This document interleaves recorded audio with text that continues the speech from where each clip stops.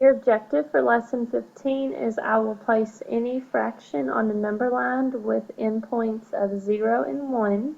So we're going to be working with the number line again and using just 0 and 1 as our endpoints on the number line. So on your board, how many equal parts are in the whole of 2/3? So if I have 2/3, think of how many equal parts are in that whole fraction. Write that answer on your board. Okay, you should have come up with 3 because the thirds would be the denominator, and we know that the denominator is the total number of parts in the whole. How many of those equal parts have been counted? So if I have 2/3, then we're looking at 2/3. That's what we would be shading. So if I have 2/3, how many parts of that whole have been counted? I want you to write that on your board. You should have put 2. So we are going to count up to 2/3, starting at 1/3. So if we say 1/3, and then we would go to 2/3, so we just counted 2 different times to get to 2/3. Okay, so we're going to draw a number line, and we are going to plot the point of 2/3, and we're going to make a number bond to go with it.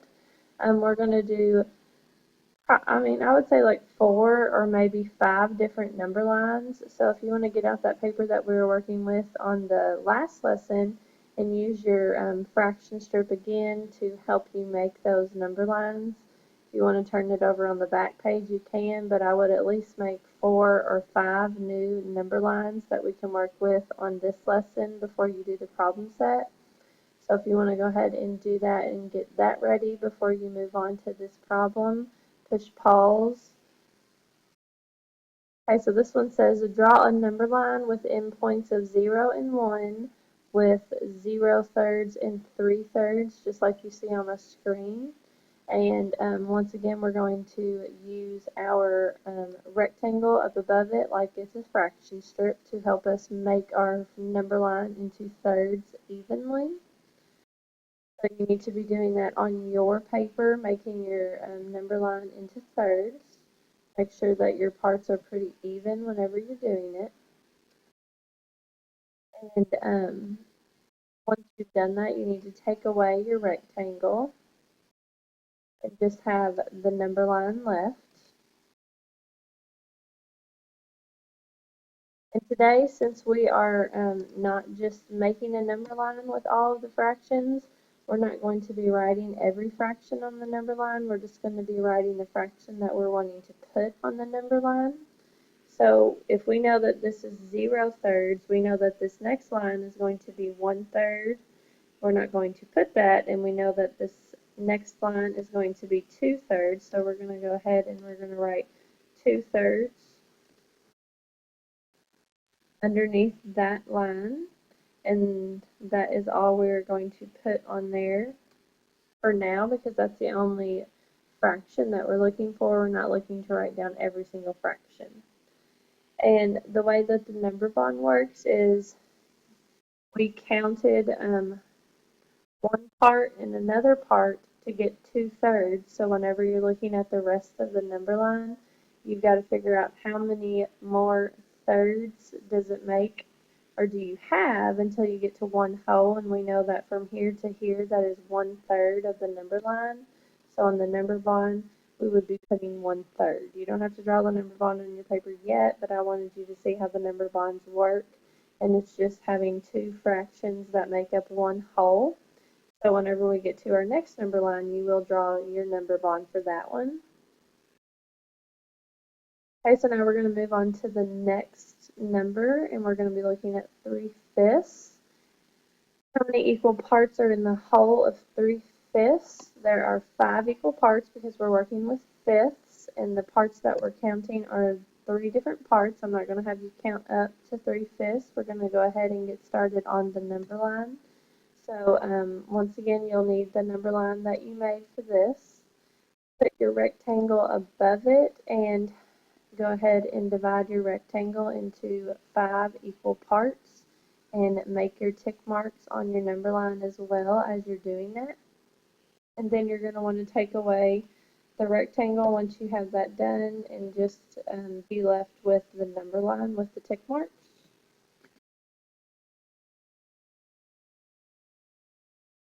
And once again, we're not going to be labeling all of the fractions on the number line since we're only looking at 3/5. We're just going to be labeling where 3/5 is on the number line.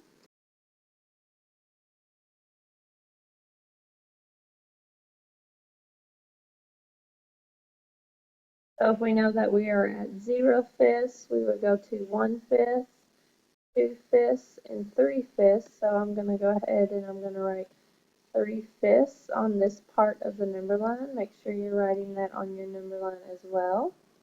And I do on your paper, if you've got some room left to the side, I do want you to make the number bond that goes with this number line. You know that with one whole, we already have 3/5 because we counted 1, 2, 3 equal parts of the number line. So how many more fifths does it take for us to get to one whole? And if you look right here, we've got one other section plus a whole other section of the number line. So on your number bond, you're going to need to put 2/5 because we know that when we have 3/5 and 2/5 together, it's going to make one whole. Make sure you have all of these, the number line and the number bond on your paper before we move on to the next problem. Okay, so the next fraction that we're going to work with is 3/4. So you'll need another number line with your rectangle drawn above that, and we are going to divide our number line into fourths. So if you want to go ahead and do that on your paper as I'm doing it on the screen, you'll need to push pause and get that ready. Okay, so your number line should look like this, where it has 4 equal sections, and we're going to label where 3/4 is. We know if this is 0/4, the next tick mark is going to be 1/4, and then 2/4, and then the next tick mark is going to be 3/4. So you need to label that on your number line.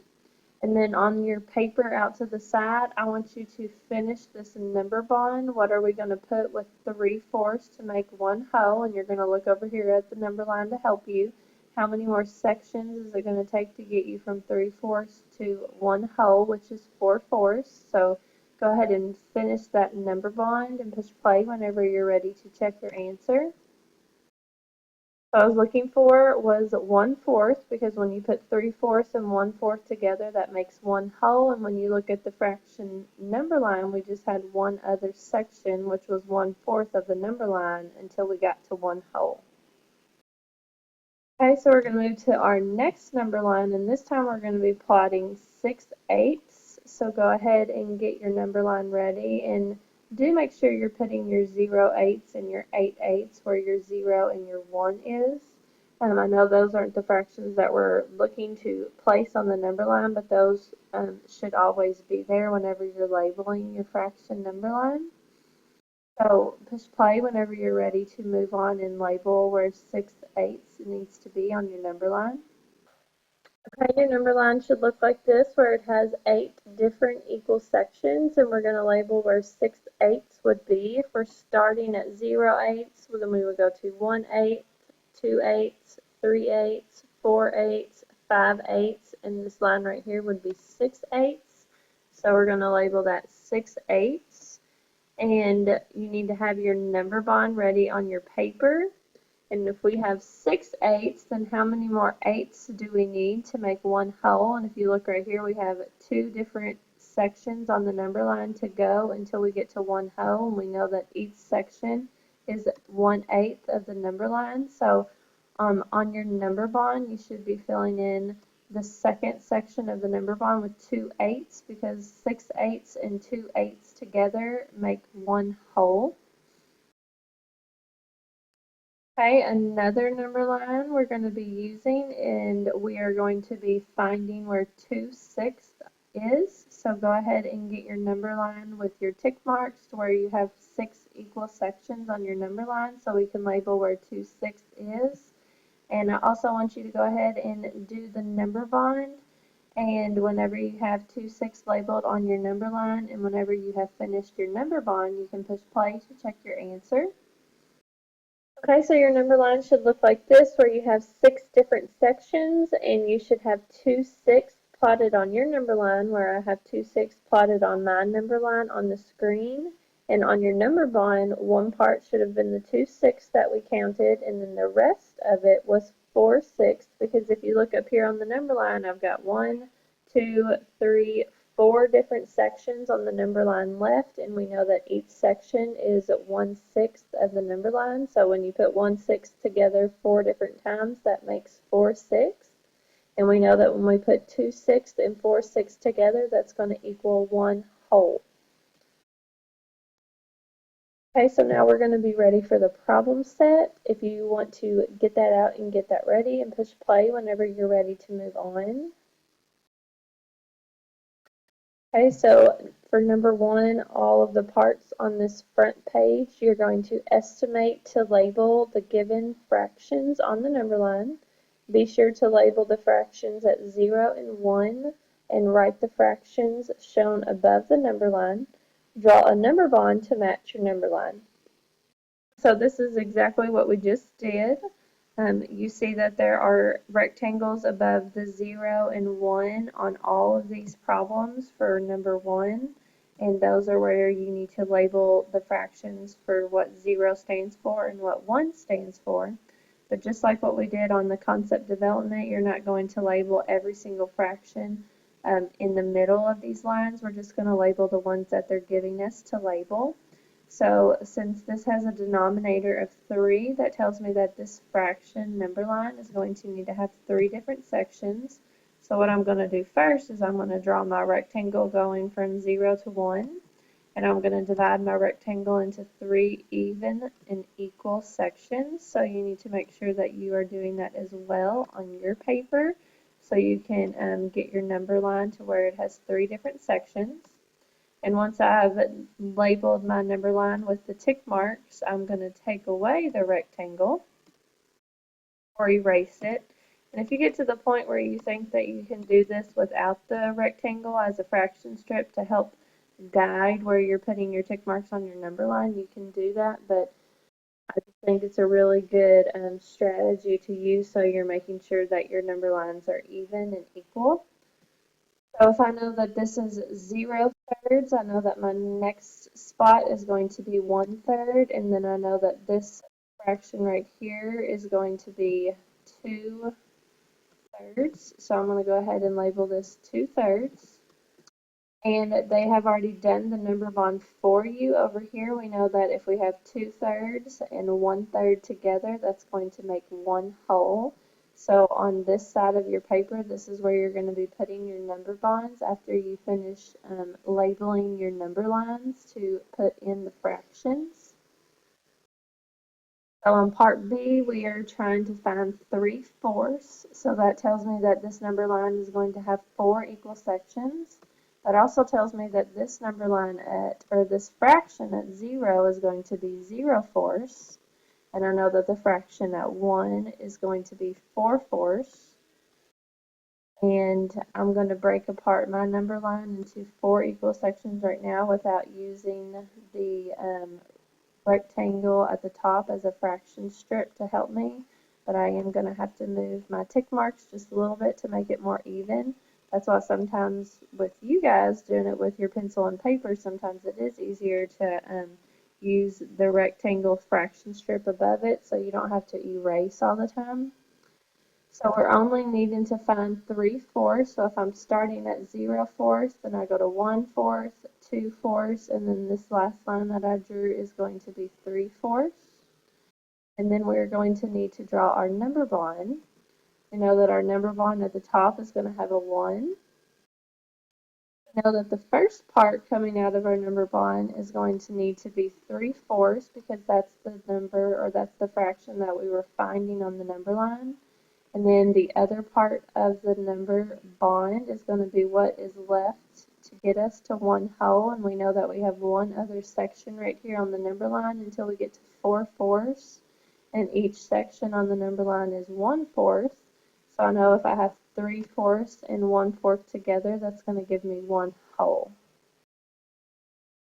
Okay, we're going to move on to C. This fraction is 3/5. fifths, so that tells me that my fraction number line is going to have 5 equal sections. I know that the fraction at 0 is going to be 0 fifths. I know that the fraction at 1 is going to be 5 fifths. Now I'm going to go ahead and divide my number line into 5 equal sections or 5 equal parts. And then I'm going to label where 3 fifths is on my number line. My last section was just a little bit bigger than my other section, so I've got to move my lines down just a little bit. And now I'm going to find 3 fifths. So if this is 0 fifths, then I would go to 2 or 1 fifth, and then 2 fifths, and then 3 fifths. So right here is where I would label 3 fifths. And then whenever I'm drawing my number line, I have one hole at the top. My first part coming out of my number bond is going to be 3 fifths. And then I have to figure out how many more fifths is it going to take to get to one hole. And I know I've got 1 fifth right here and 1 fifth right here. So that gives me 2 fifths until I get to one hole. Okay, so for part D, we're looking to put 5/6 on the number line. So I know that right here I'm going to have 0/6, and at 1 I'm going to have 6/6, and I'm going to have to divide my number line into 6 equal parts. So I'm going to make it into 6 equal parts, and I'm going to label where 5/6 is. I'm starting at 0/6, then I will go to 1/6, 2/6, 3/6, 4/6, and 5/6. I'm going to label 5/6 right here on the number line. And then on my number bond, I'm going to have a 1 hole at the top. First section coming out of my number bond is going to be 5/6, and we need to know what other fraction can I put with 5/6 to get me to one whole. And if you look at the number line, we only have one other section to get to one whole, and we know that that section is 1/6 of the number line. So the last one on this page is 3/10. So my 0 is going to be 0/10. And my 1 is going to be 10/10. Now we're going to have to divide our number line to have 10 equal parts. So you want to do your best on this one to make your parts as equal as you can get them, since you've got more parts that you're working with here.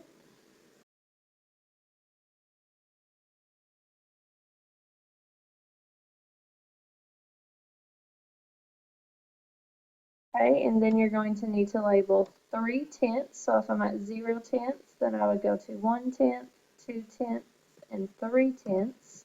So I'm going to label 3/10 right here. And then I'm going to go and finish my number bond, and my hole at the top is 1.